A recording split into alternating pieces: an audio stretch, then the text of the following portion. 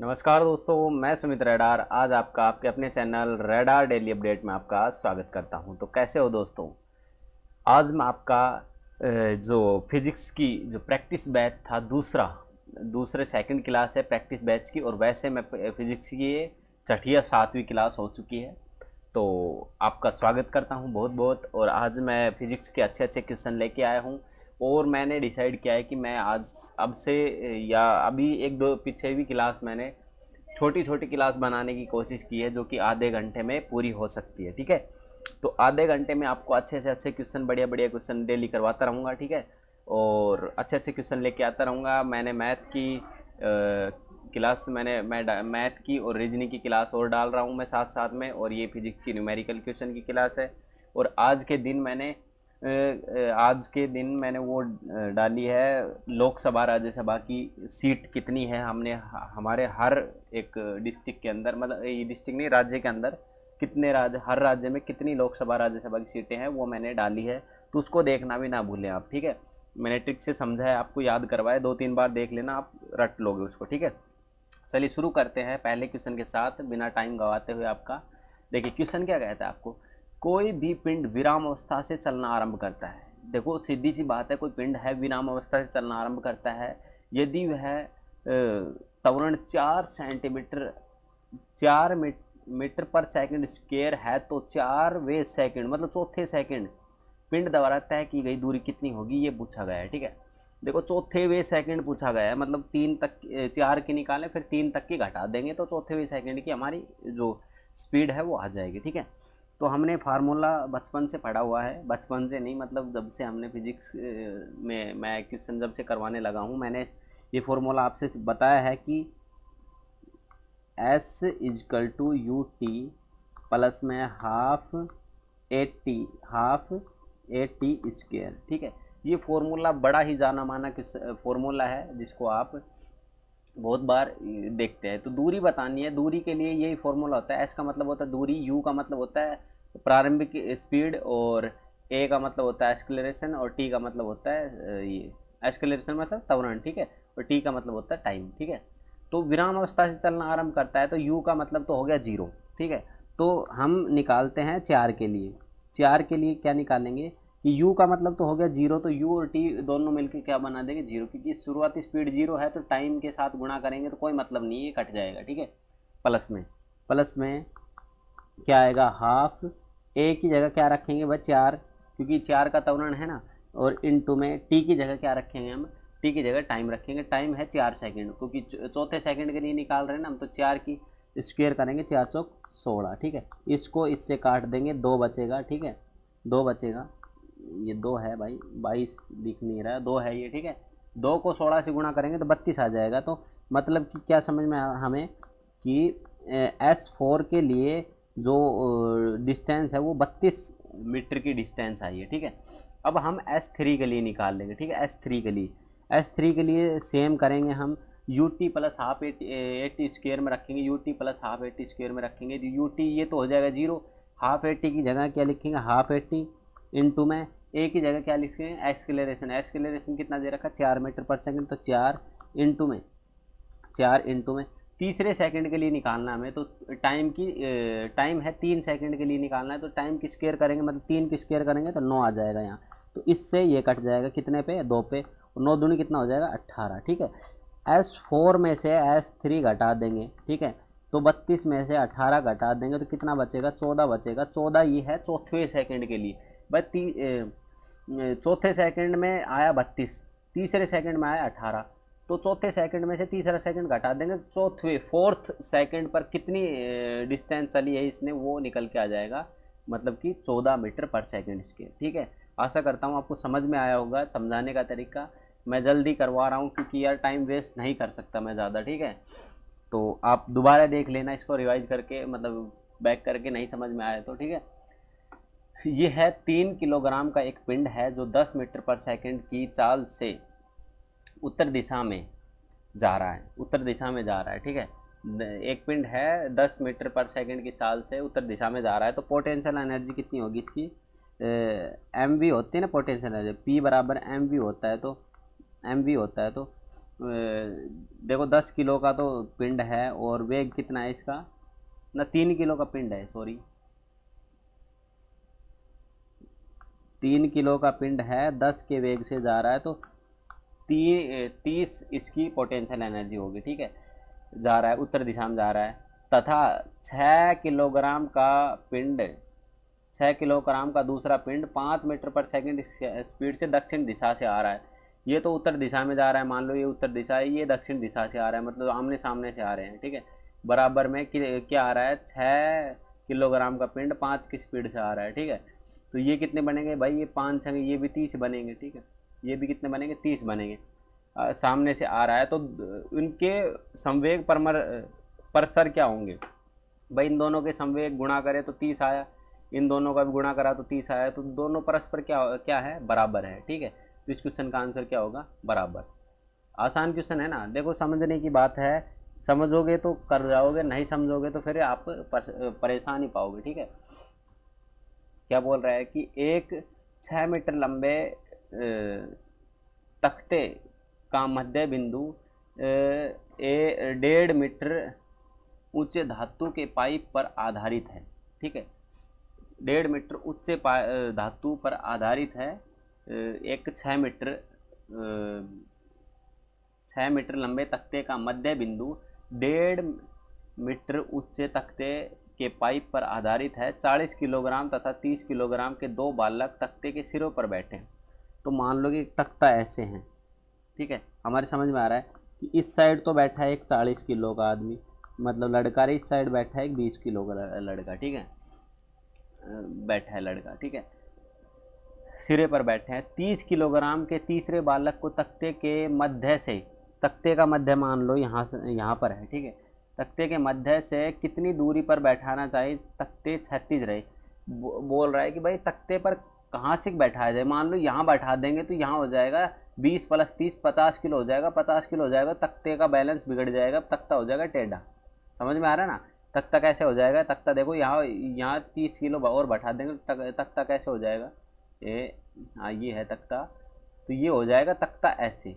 समझ रहे हो ना इस बात को, कि तख्ता बैलेंस में रहे उस बंदे, इसके लिए कहाँ से बैठाया जाए, यहाँ बैठाएं, यहाँ बैठाएं, यहाँ बैठाएं, जैसे कि इनका संवेग जो है, तख्ते का बैलेंस जो है बराबर रहे, ये बात बोली गई है।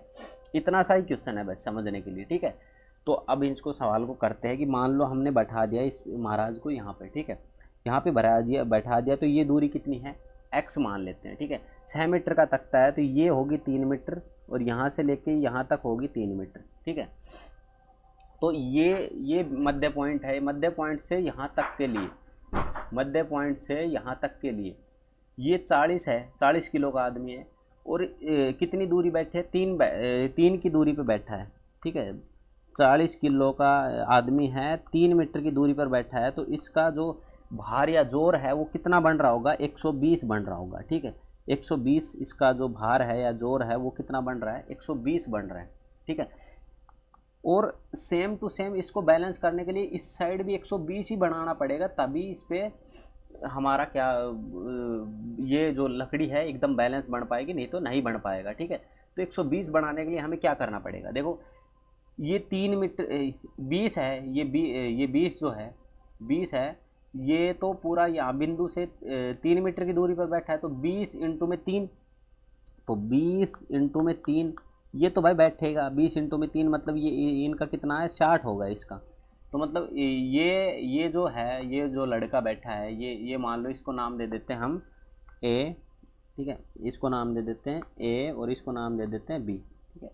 ये नाम दे दिया हमने। ए जो है वो कितना जोर लगा रहा है इस तख्ते पर, 120 का, और जो बी है वो कितना जोर लगा रहा है इस पर, 60 का लगा रहा है, क्योंकि ये भी 3 मीटर पे दूरी पर बैठा है, ये भी 3 मीटर की दूरी पर बैठा है, तो 20 इंटू 3, ये तो 60 का जोर लगा रहा है। अब ये जो 30 किलो का जो लड़का है, ये जो 30 किलो का लड़का है, ये कितनी दूर बैठाया जाए कि अगला, ये कितनी दूरी पर बैठाया जाए कि यहाँ पर जो आंसर आया हमारे, ये भी 60 ही आ जाए, क्योंकि 60 मिलकर कितना हो जाएगा, 120, जब तो इसके साथ ये इक्वल कर पाएगा इसको, ठीक है। ये तख्ते का मेन पॉइंट है, तो इसको इक्वल करने के लिए यहाँ भी हमें 60 चाहिए ना, तो 30 किलो का लड़का है और x की दूरी पर बैठा है, तो 30 को कितने ऐसे गुणा करा जाए, x की वैल्यू कितनी रखी जाए कि 60 बन जाए, तो x की वैल्यू हम 2 रखेंगे ना, तो 60 बन जाएगा। मतलब ये दूरी 2 मीटर रख रहे हैं ना, तो ये 60 बन जाएगा। और 60, और ये बी वाला लड़का भी 60 जोर लगा रहा है, ठीक है। तो 60 प्लस 60 मिलकर 120 बना देगा, और बराबर में 60 ये एक लाई 120 लगा रहा है, तख्ता एकदम क्या रहेगा, सीधा। तो इस क्वेश्चन का आंसर क्या आ जाएगा, 20 मीटर दूर बैठा रहेगा वो लड़का। समझ में आ गया ना, बड़े आसान तरीके से मैंने समझाने की कोशिश की है, एक बार फिर से देख लेना नहीं समझ में आया तो। ऐसे ही क्वेश्चन पूछे जाएंगे भाई एनटीपीसी रेलवे में, और हरियाणा सीईटी में भी आ जाते कई बार, पर हरियाणा सीईटी में इतने कैडे क्वेश्चन नहीं आते। हाँ, रेलवे डी ग्रुप में पूछ लिए जाते कई। चलिए, तो नेक्स्ट क्वेश्चन है हमारे पास, किस तापमान पर पानी का घनत्व अधिकतम होता है। तो आपको पता होगा, आपने वन लाइनर पढ़े होंगे कि किस तापमान पर पानी का घनत्व सबसे अधिक होता है। तो ये होता है 4 डिग्री पर सबसे अधिक होता है, ठीक है।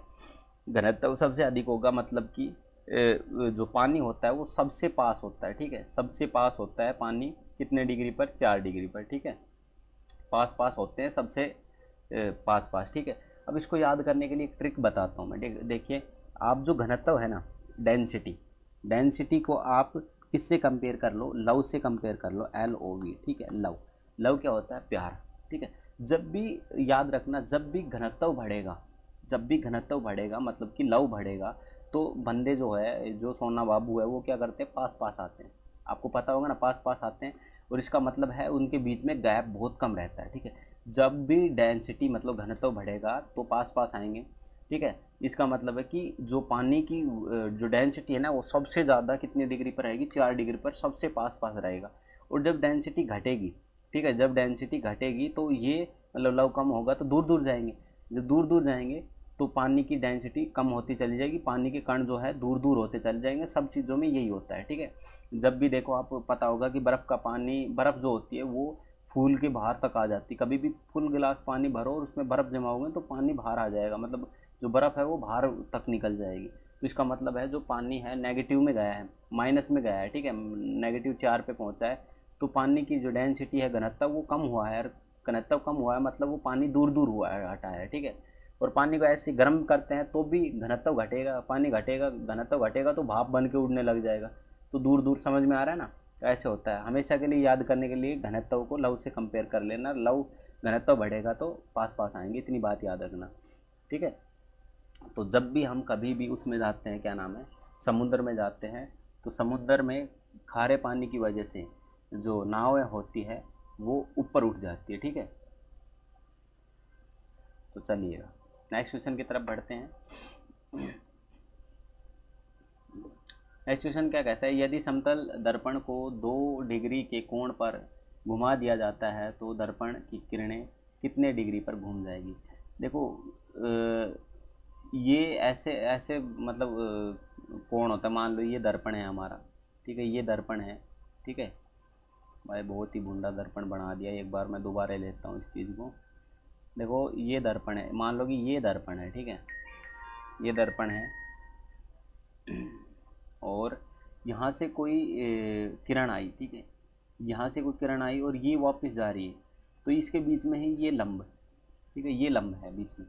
तो क्या बोल रहा है, 2 डिग्री के कोण को घुमा दिया जाए तो परावर्तन किरणें कितने डिग्री के कोण पे घूमेगी, ठीक है।